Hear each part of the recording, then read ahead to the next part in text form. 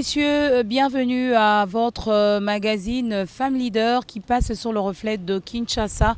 C'est toujours un plaisir de vous savoir très nombreux en train de nous suivre. Cette émission met un cap sur une femme leader dans son domaine. Et aujourd'hui, nous recevons également une femme. Elle s'appelle Ruth Zadi. Voilà. Je n'ai pas vraiment le temps de la présenter. Elle va se présenter elle-même comme nous avons l'habitude de les faire dans le cadre de cette émission. Mais surtout, je vous souhaite bienvenue à Femme Leader. Merci Madame Nathalie. Ok. Alors, vous avez le temps de vous présenter au public. Bonjour, moi c'est Ruth Zadi. Je suis avocate et je suis aussi conférencière. Je suis présidente du collectif Boigna, qui est un centre de réflexion et d'apprentissage. Voilà un peu dans quoi je suis. Merci beaucoup, Madame Ruth Zadi. On va parler justement de vous en tant que présidente d'abord de ce collectif Boigna. D'entrée de jeu, c'est quoi le collectif Boigna? Le collectif Boigna est une ONG de développement qui s'implique dans la valorisation du capital humain. Dans l'esprit du collectif Boigna, nous croyons qu'on peut parfaire l'humain. Donc chez nous, il n'y a pas de limites dans l'humain, il n'y a pas de catégorisation de personnes. Chaque être humain est important. Capitaliser l'humain, qu'est-ce que vous faites en gros dans ce cadre? Ouais, donc nous allons vers l'humain, nous allons vers les personnes souvent défavorisées, les personnes souvent abandonnées par la société. Nous touchons des franges des tissus sociaux souvent négligées. Nous partons, nous renforçons les capacités par des formations, nous écoutons ce qu'ils nous disent, leurs propositions, leurs suggestions, nous le prenons en compte et nous voyons dans quelle mesure nous allons venir en aide à ces personnes-là. Là, s'il faut citer la catégorie, vous pouvez vous parler des personnes vivant avec handicap, les enfants de la rue, les filles mères, déscolarisés. Okay. Donc nous sommes un peu dans ces secteurs-là. Alors qu'est-ce qui a poussé Madame Ruth Zadi, si jeune que vous êtes, à avoir cette idée de faire ce collectif Boigna pour justement capitaliser l'humain, comme vous le dites dans le cadre de cette mission? Bon, dans les rêves d'un enfant, que ce soit un enfant issu d'une famille, d'une bonne famille aisée et tout, ou que ce soit un enfant de la rue, il y a des rêves. Et il y a des rêves et vous allez voir que si vous prenez ces deux enfants, vous les mettez dans les mêmes conditions, ils produiront les mêmes résultats. Alors c'est dans ce sens-là que nous avons vu, il n'y a pas de discrimination en ce qui concerne l'être humain. Donc c'est pourquoi nous avons dit que nous allons aller au fond des choses. Au lieu que les gens viennent vers nous, nous allons cibler les personnes. Si aujourd'hui on s'élève, on dit qu'aujourd'hui on va par exemple parler aux mamans qui vendent les makala, okay, pour leur dire par exemple, maman, il n'y a pas de différence entre les $100 d'une personne qui travaille à la banque et les $100 d'une maman qui vend les makala. Donc qu'elle continue dans ce qu'elle fait. Vous voyez, donc c'est ces soucis-là de donner de l'importance à chaque être humain dans la société. C'est ce qui est comme l'élément, les moteurs de notre vision. Voilà, collectif Boigna, vous parliez justement des formations. Est-ce qu'on peut savoir si les formations, les encadrements rentrent beaucoup plus dans le secteur seulement de l'autonomisation, ou bien vous managez aussi dans le cadre du développement de l'homme en soi? Bon, ça cadre le deux en tout cas, dans les deux, tout ça là, tout ça cadre dans l'autonomisation premièrement et dans l'éducation aussi du développement personnel, c'est important. En tout cas, moi je trouve que les deux, ça va de pair. Ça va de pair et parfois on peut arriver à dissocier, mais les deux ensemble, ça permettra à ce que l'homme puisse atteindre le sommet. C'est quand est-ce que le collectif Boigna est né? Bon, le collectif Boigna existe, je peux dire, il y a 6 mois seulement. Ah, c'est un bébé, hein? Donc c'est un bébé. Et donc nous avons plusieurs projets en cours qui seront aujourd'hui. En 2021, nous avons posé les bases et on sera plus effectif en 2022 Ce qui fait que depuis que nous existons, nous avons organisé une formation et pour le mois de décembre, nous comptons organiser une deuxième.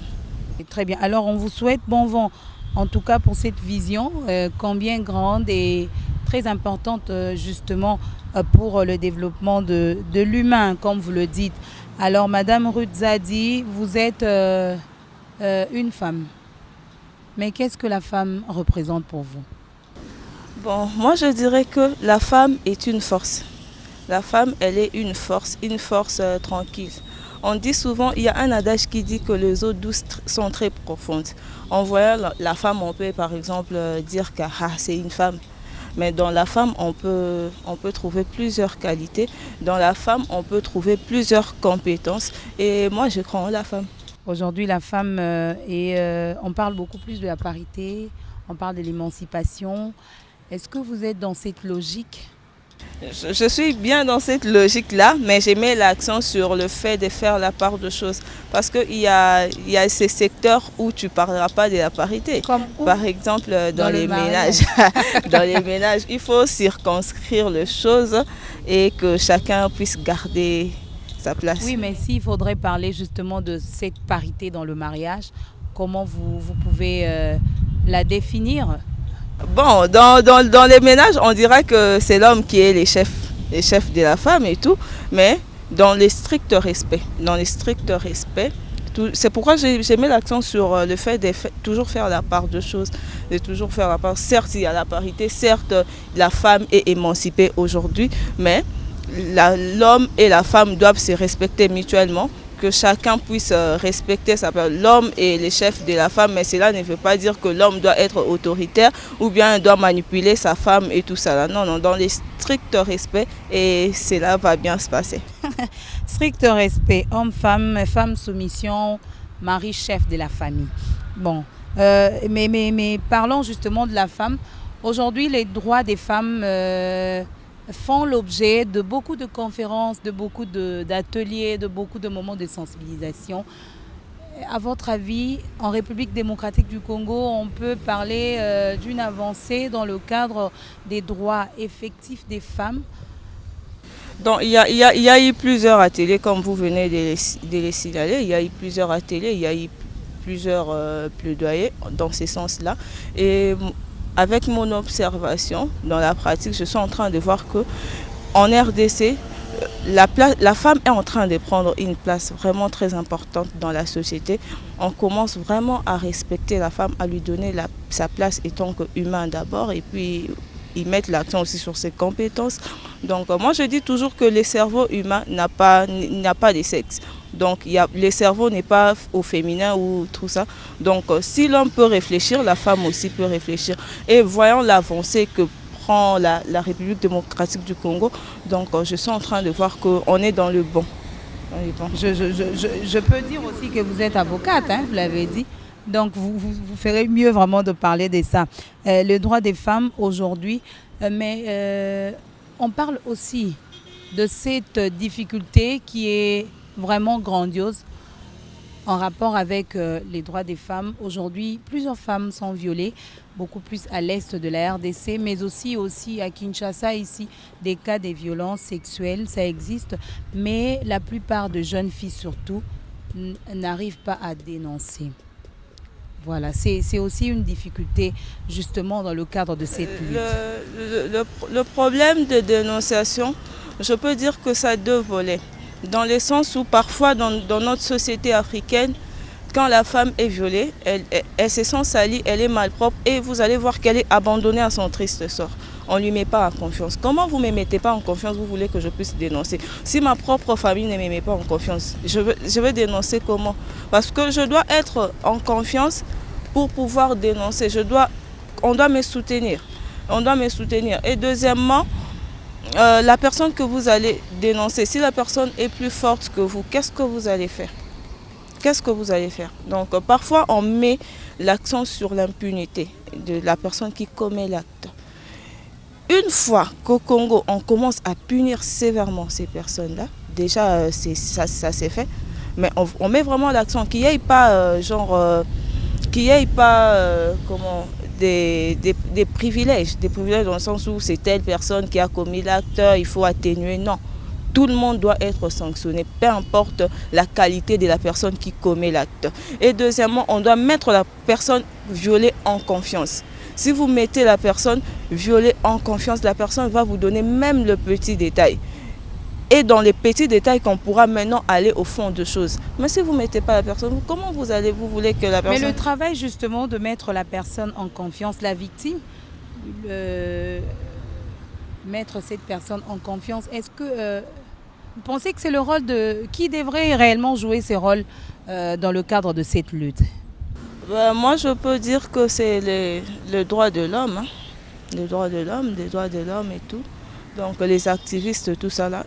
Les gens qui sont dans l'humanitaire, souvent par exemple à l'Est et tout, on voit les gens. Je connais une fille qui travaille aussi dans ces sens-là. La fille, dans ces domaines, on peut dire d'elle que c'est une héroïne. Parce que quand je vois ses œuvres, la façon dont elle procède, je me dis non, cette fille, elle deviendra grand parce qu'elle sait aller au fond de choses. Et si tout le monde prenait cette fille pour exemple, en tout cas, on aura... Et puis, il n'y a pas, je ne sais pas s'il y a un numéro où on peut appeler pour... Oui, ça existe, si ça existe, est-ce que c'est effectif? C'est encore... Donc, on doit aussi mettre l'accent sur l'effectivité. Donc, il ne faut pas seulement aller dans les superflus. Il faut toujours aller au bout de choses. Aujourd'hui, on parle, c'est un fait. C'est un fait et puis ça fait mal. Maintenant, quand vous êtes là, seulement il y a un numéro et dans l'effectivité, la victime appelle, ça ne passe pas. Vous voyez un peu. Donc que ces gens-là, en tout cas, moi je crois en eux, les gens qui sont dans l'humanitaire et tout ça là, ils font leur travail. Mais on doit juste aller au fond de choses pour pouvoir un peu éradiquer ces fléaux. Alors le collectif Boigna, c'est une ASBL, une ONG? Une ONG. Votre ONG, collectif Boigna, est-ce qu'elle s'occupe aussi de cette catégorie de personnes? Jusque-là, on n'a pas encore un projet dans ce sens-là. Mais cela ne veut pas dire que si on trouve, par exemple, moi je suis avocate, et que je trouve j'ai un cas pareil, je veux aider. Je veux aider non pas parce que je suis présidente d'une ONG collectif Boigna ou bien parce que non, je veux d'abord aider parce que je suis une femme, je suis humaine et tout ça là. Donc on va voir dans la manière dont on va évoluer. Nous, on va plus mettre peut-être l'accent sur la réinsertion de ces filles-là dans la société parce que c'est difficile. Hein. C'est difficile de réinsérer. Moi, parfois, j'ai eu des amis qui ont été violées et quand elles te parlent, tu sens qu'elle n'est pas vraiment intégrée. Même, tu verras qu'elle est même négligée par sa propre famille et ça fait mal. Si on pouvait les réintégrer comme des personnes normales, donc ça va faciliter aussi les choses. Donc, parlons de réinsertion sociale en cas de violence. Comme vous le dites, des personnes qui ont été violées mais qui ont du mal à s'adapter, à vivre leur vie normalement. Quels sont selon vous les facteurs justement qui doivent concourir à la réinsertion sociale après ces cas de violence? Bon, on doit admettre les faits. Les faits est que personne ne désire être violé. C'est un fait, ça arrive. Et puis la vie continue. Vous voyez? Si on commençait d'abord par encourager ces personnes-là, les encourager, les faire dire que la vie continue et il faut se battre, c'est arrivé et tout. Même il ne faut pas se présenter parce qu'on t'a violé et puis tu portes cette image-là partout. Non, c'est arrivé, ça fait mal, mais il faut se relever et puis vivre la vie comme ça, comme si de rien n'était. C'est mal, c'est dur, hein? C'est dur, mais qu'est-ce on ne peut rien y faire. Donc c'est un fait. Le prendre comme ça. Et si tout le monde se mettait à les comprendre de cette manière-là, moi je pense que la réinsertion sera facile. Ok, je rappelle que nous recevons Madame Ruth Zadi, elle est présidente de l'ONG Collectif Boigna. Alors, parlant de cette réinsertion, moi je me dis aujourd'hui une fille violée. Parce que ça arrive, hein, des femmes ont fait un braquage dans une maison, une maman violée en présence de ses enfants et puis après elle tombe enceinte. Et ça peut être une fille violée et puis après elle tombe enceinte. Est-ce que vous encouragez l'avortement? Dans ce cas, là, on pourrait même aller dans le cadre du protocole de Maputo. Oui. Est-ce que vous êtes d'avis, vous partagez aussi cette idéologie de se faire avorter en sécurité parce qu'on a été violé et qu'on ne veut pas avoir gardé cet enfant? Bon, ça dépend d'une personne à une autre. Moi, j'aimerais pas prendre position dans ce sens-là. Mais si la personne sent que pour elle, elle pense avorter, ça ne dépend que d'elle. Et moi, je dirais que parfois, on peut avoir des remords. Hein. On peut aussi avoir des remords. On peut dire que non. Je connais des enfants issus de violences sexuelles. Ce sont des enfants comme tous les autres. Le problème maintenant qui se pose, c'est auprès de la personne qui porte l'enfant. Est-ce que la personne va... Vous allez voir que ces enfants-là, quand ils naissent, soit la maman le rejette. L'enfant n'a rien demandé. Et tout. Mais si la personne sent qu'elle peut avorter, ça dépend d'elle. Mais moi, je ne conseillerais jamais l'avortement. Peu importe la manière dont l'enfant peut venir. Mais vous allez voir, mettez cet enfant-là au monde. Vous allez voir que c'est un enfant comme tout autre. L'enfant sera adorable et tout ça là.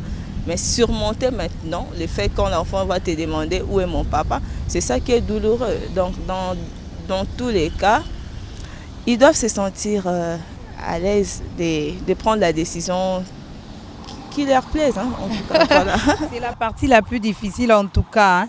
Mais sinon, c'est pas facile. Surtout qu'avec avec ces protocoles de Maputo, les facteurs religieux aussi. Ouais, il y a ceux qui considèrent que avorter, c'est tuer. Et le protocole de Maputo, dans l'article 14, le précise. Hein, si la mère ne se sent pas à l'aise de porter un enfant issu d'un viol, elle est libre de le faire. Donc, c'est question de convenance personnelle aussi. Alors, je reviens sur le collectif Boigna.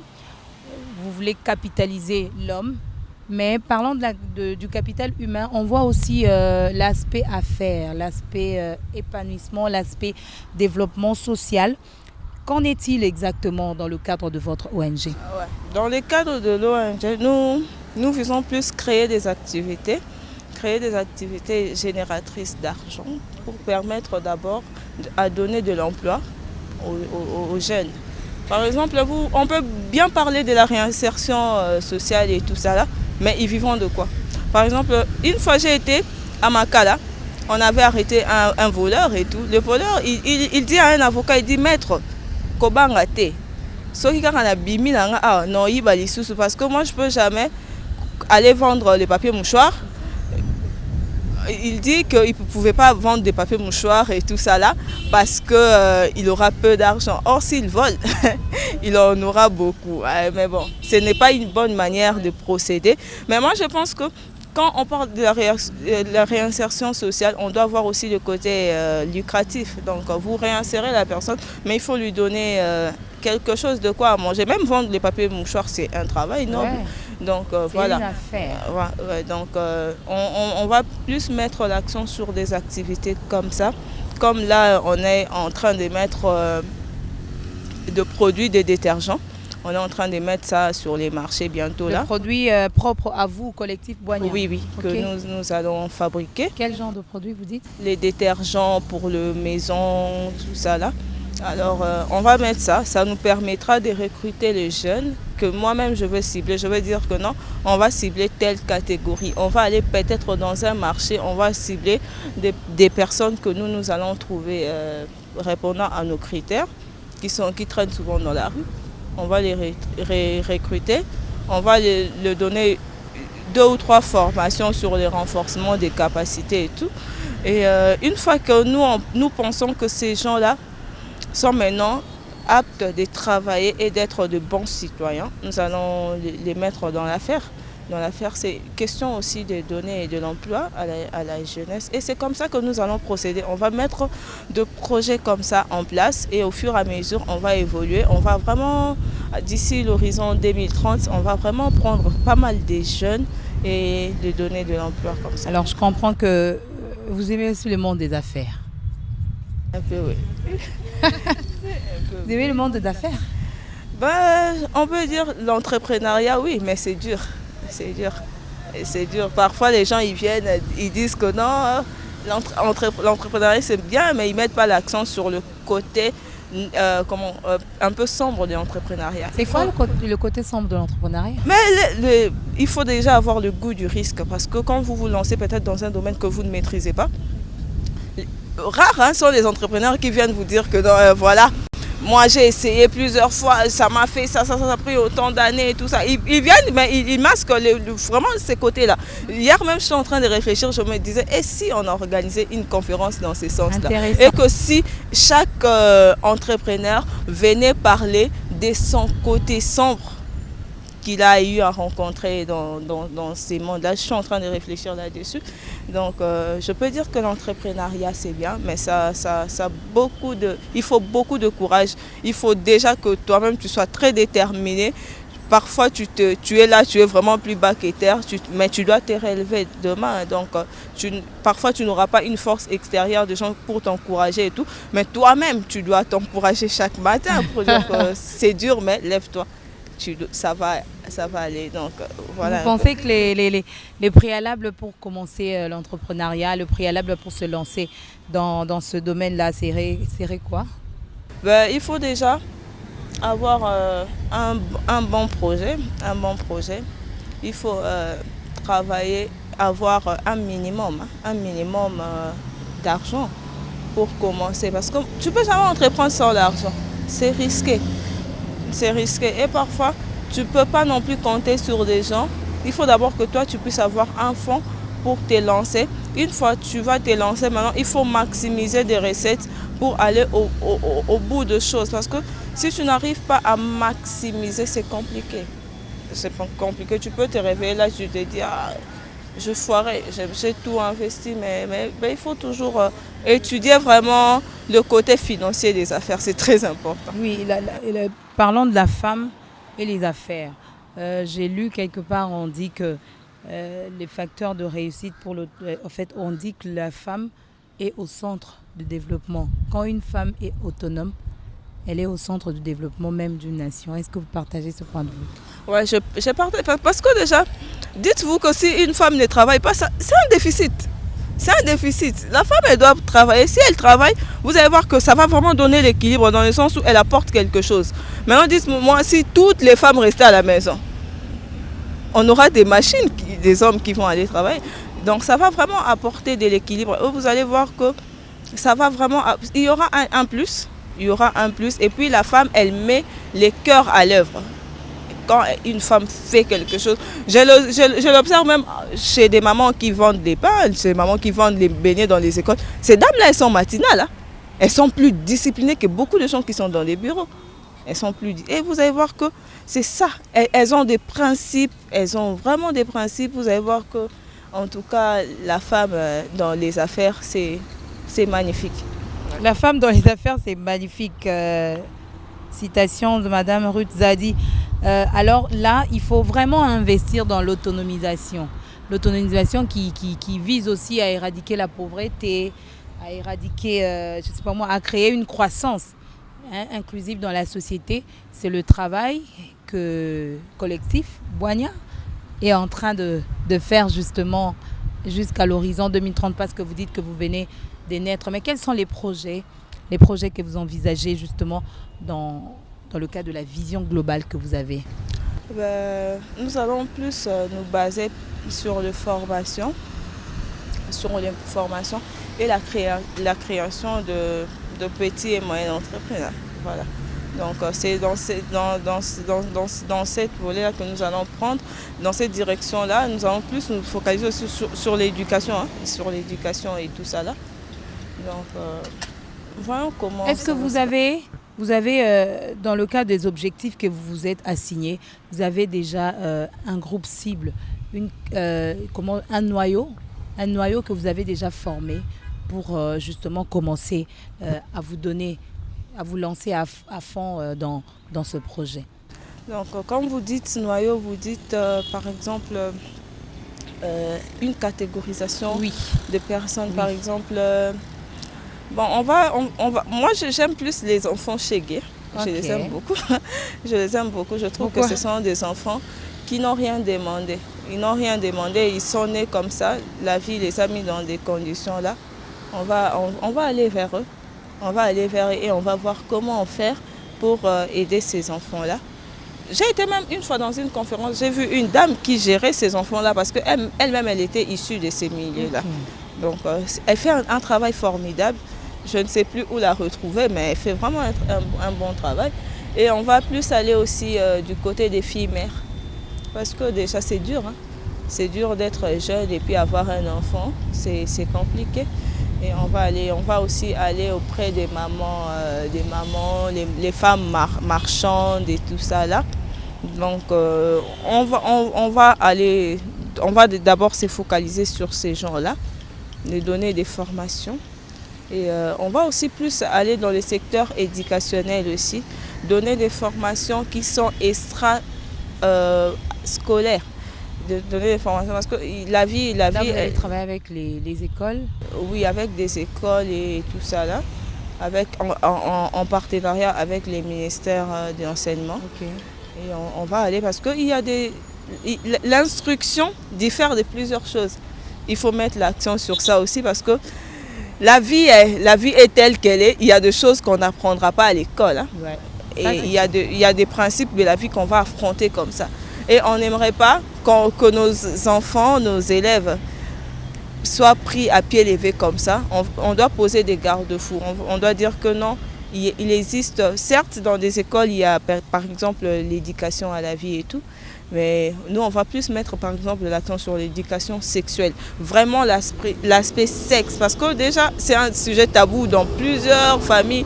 Dans des écoles on en parle, mais c'est pas vraiment profond. Et si on faisait venir par exemple des spécialistes pour vraiment en parler, parler du risque que peut rencontrer tout ça, la vie sexuelle et tout. Donc on va un peu travailler comme ça dans ces sens-là. Collectif Boigna, vous avez un partenaire financier, vous avez un soutien, comme on dit à Kin, qui est derrière vous? Qui est derrière vous? Bon, pour l'instant, le collectif travaille sur fonds propres. Mais on est toujours en quête des partenariats. On est en quête des partenariats sur divers projets. Donc on a quelques partenaires déjà, mais on en cherche. On en cherche, on a besoin des partenaires financiers surtout, on a besoin des mécènes. Donc voilà. Et vous comptez ne pas rester carré? Collectif Boigna peut travailler avec d'autres ONG. J'ai vu que vous avez parlé d'une dame qui a déjà une base dans le domaine de l'encadrement des Je suis même à sa recherche. Okay. On va travailler avec d'autres ONG. Pourquoi pas? Si c'est pour le développement de l'humain en général, c'est ça même là, notre quête, le partenariat et tout ça. Merci beaucoup. Nous sommes arrivés pratiquement à la fin de l'émission, mais avant de nous quitter, on va prendre cette rubrique vrai ou faux. Madame Ruth Zadi, vous allez répondre par vrai ou faux sans faire de commentaires. Alors, l'émancipation de la femme signifie aussi changement dans le gouvernement de la famille. Vrai ou faux? Vrai. Vrai ou faux, Madame Ruth Zadi, la femme joue un grand rôle dans le développement de la société que l'homme? Vrai. Vrai ou faux, la majorité des pauvres sont des femmes et des enfants? Vrai ou faux? Vrai. Vrai ou faux, l'homme reste le partenaire idéal capable de résoudre les problèmes de la femme dans la société? Vrai. Vrai ou faux, Vrai ou faux, plus il y a des femmes au travail, plus l'économie prospère? Vrai. Vrai. Merci beaucoup d'avoir répondu à toutes nos questions et merci d'avoir participé à cette émission. Vous avez un dernier mot en 30 secondes? Tout ce que je dirais, ce que je peux dire, c'est que tout le monde doit croire en son rêve, même son rêve les plus fous, parce que nous sommes là pour donner du courage à ceux qui n'en ont pas actuellement, à ceux qui ont le désespoir. Nous croyons qu'on peut accomplir ses rêves, il faut toujours se battre. La vie est un combat. Voilà, bien dit. Madame Ruth Zadi, merci d'avoir été avec nous. C'était un plaisir d'échanger avec vous. Voilà, mesdames, messieurs, nous sommes arrivés à la fin de cette émission. Merci à toute l'équipe technique qui a coordonné cette émission. Nova Diamona, merci à Clovis Ngoma et à Aristote Chimonga. Je vous retrouve très prochainement, mesdames, messieurs, avec le même plaisir et sur la même chaîne. Au revoir.